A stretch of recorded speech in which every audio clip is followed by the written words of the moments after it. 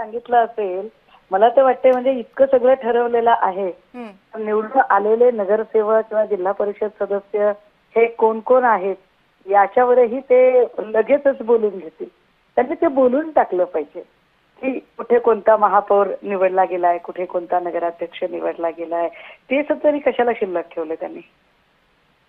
तुम्ही कोर्टामध्ये सुद्धा गेला होतात, म्हणजे काहींनी कोर्टातही याचिका दाखल केल्या गेल्या होत्या, पण उच्च न्यायालयानं सुद्धा कोणतंही तोडगा म्हणता येणार नाही, पण उच्च न्यायालयानं कोणता दिलासाही दिला नाही.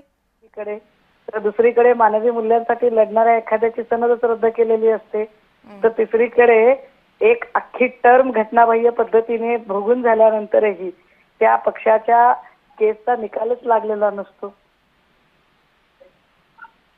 अवघड आहे.